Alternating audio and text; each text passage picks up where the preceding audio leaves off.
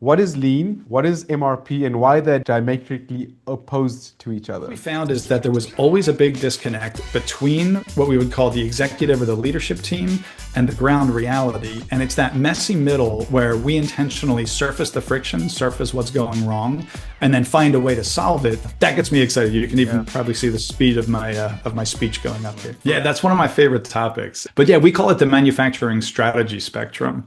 And the basic idea is that all manufacturing strategies exist on a spectrum, and we could consider one end of the spectrum to be the lean philosophy and the other end to be the MRP philosophy. What distinguishes them is in the lean philosophy, the most important facet is that it's customers that are pulling the goods through the factory, and the very act of the customer placing a purchase order and then the finished goods flowing out the back dock, metaphorically, that is what sends the demand signal upstream. And so the beauty of lean is if you can have a very smooth single piece flow with relatively uninterrupted motion of the goods all the way through as they're being operated, as they're being manufactured, you can do a really effective lean model. Lean tends to break down when you have a lot of variation in SKUs or a large number of different SKUs, and we'll get into that later. But on the lean side of the spectrum, the two key principles are number one, customer pull. It's the customer that's metaphorically pulling the goods through your factory.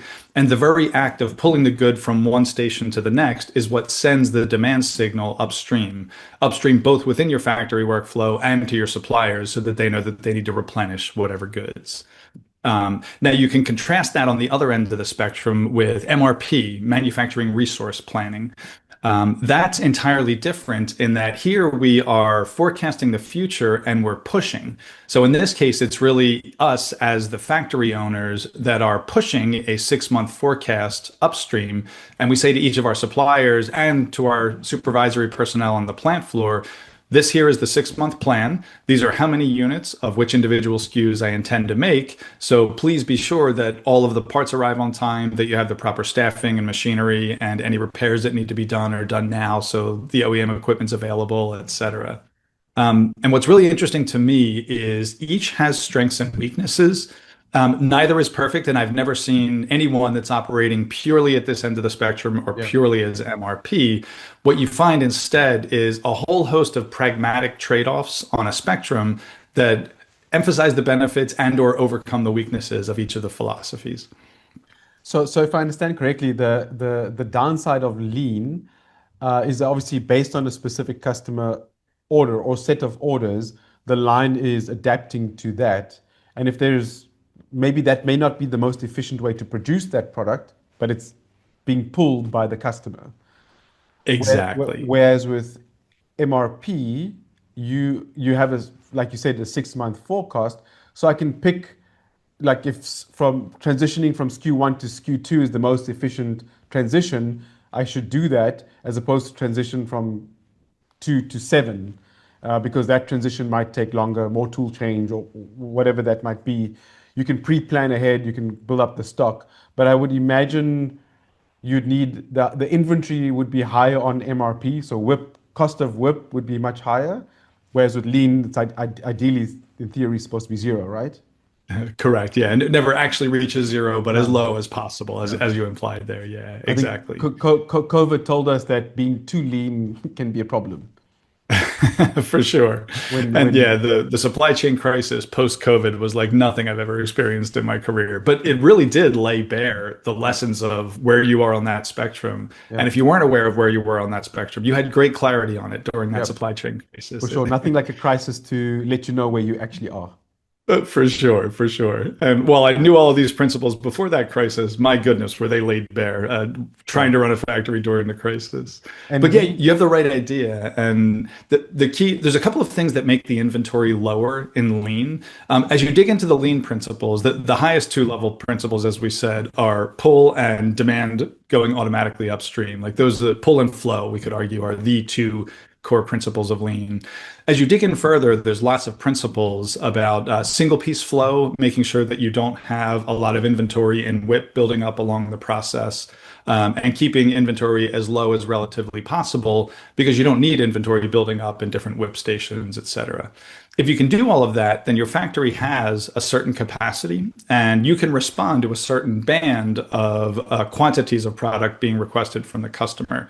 And one of the beautiful things is simply on account of minimizing the SKUs, because you have to have relatively few SKUs to implement a true lean program, you're naturally lowering the inventory overall. Yeah. You run a factory yourself. We've all been tempted by, oh, there's this one special order. It's a new SKU, but it's really great product and a really potentially large customer in the future. And let's just do it. And so you do that, and it's great for this quarter, but then you do it again next month and again the following month. And 3 years in, you have 50 SKUs that are almost orphans that are customs that you build, but you need to support and you need to have inventory about. Yeah. In the lean process, it won't let you do that. The system won't let you do that because there's no way to inject a new custom SKU into what is a really well-honed workflow already. Yeah. And so you were perfect to point out that lean inevitably, when implemented properly, tends to lead to the outcome of super low inventories. And at the far extreme is just in time, where even the supplier only supplies the goods immediately when you need them from production. Yeah. And I would say that that's the far end and not easily achievable. You wouldn't want to go from whatever state you're in today to a just-in-time model overnight. That takes some time. Yeah. I live in the just-in-time, just-in-sequence world. Do you? Obviously, Okay. from an auto, obviously we're in the automotive space, and it's very much a German-specific automotive, where based on where the vehicle is in about to drop from paint shop to body shop. I mean, sorry, from paint shop to final assembly, and as that Yeah. drops, then all of the whole supply chain is triggered. The cockpit, the axles, the seats. They start producing those individual components so that when that car eventually arrives at the seat fitment station, that unique seat arrives. It's an amazing orchestra when it's going, Yeah, yeah. but it's so lean that if the seat manufacturer stops, all the suppliers have to stop as well. Exactly. And what can happen, hopefully it's not happening in your case, but what can happen, because even missing one of those parts, like completely messes up the entire orchestration, there'll oftentimes be finished goods inventory on the parts at the sites of the suppliers. That's a buffer, if you will. They'll keep a Yep. buffer of finished goods inventory. Yep. So just in case, unfortunately, your machine goes down right when you're expected to deliver the cockpit or the dashboard or whatever it is, you've got something to sell. So ironically, sometimes just in time is code for the inventory is low at the OEM automotive manufacturer, say, but not at the suppliers. They're actually storing the finished goods inventory, and that's what Uh, enables the it just in time. gets it gets a little bit more interesting because you obviously have just in time, but then you also have just in sequence. So, as an Yeah. example, we're busy delivering an axle assembly line into Germany, and the axles are unique to that specific customer order.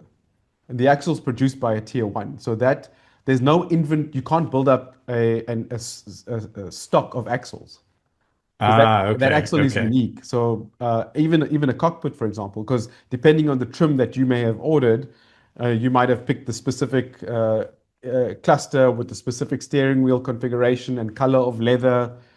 There's millions of combinations.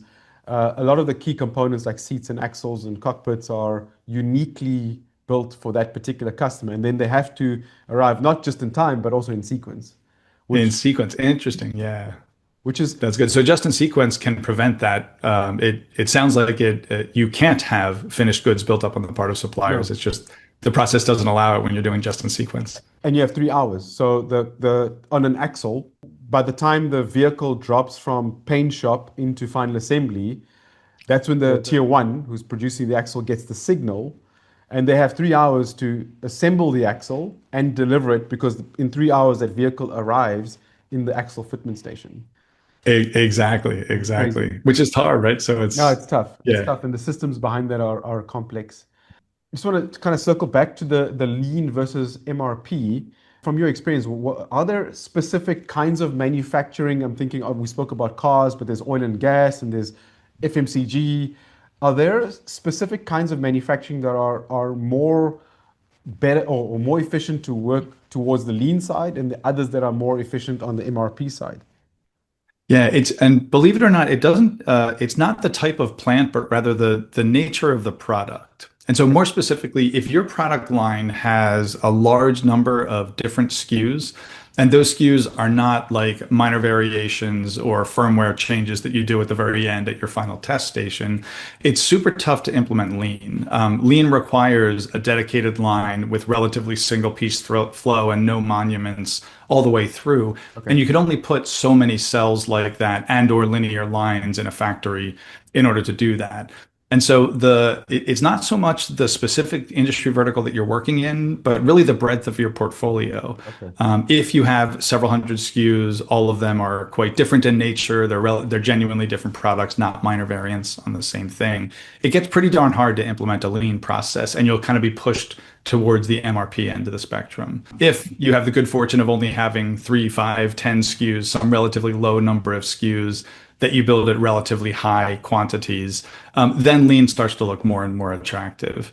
And the spectrum is basically a balance between those two poles. So all else equal, the higher the variety, the more you're going to be pushed towards MRP, and the less the demand variation and the less the number of SKUs, the gravity will push you towards a lean model. And no need to go into them now, but just for awareness, some other philosophies like theory of constraints or DDMRP, which is one of my favorites, they can reasonably be put in a middle ground on that spectrum. TOC, as you know. What is DD? I'm sorry, go ahead. I don't know what DD. Oh, I'm sorry. DDMRP stands for demand-driven MRP. Okay. It was developed maybe 20-ish years ago, and there's a textbook on DDMRP. It's a logical outgrowth from MRP. And as you'll notice, demand-driven was sort of the principle on the lean side of the spectrum. MRP is all the way over here. So two really great operators. Last names were Petak and Smith, P-T-A-K and Smith. Carol Petak and Chad Smith.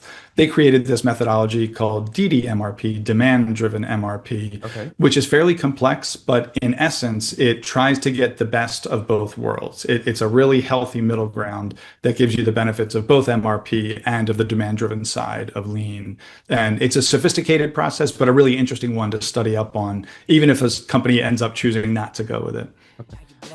No more silos playing telephone. One version of truth, company wide tone. Say it with your chest. Thank you very much, Ben. Okay. Have a good day further. Talk soon, sir. Bye now.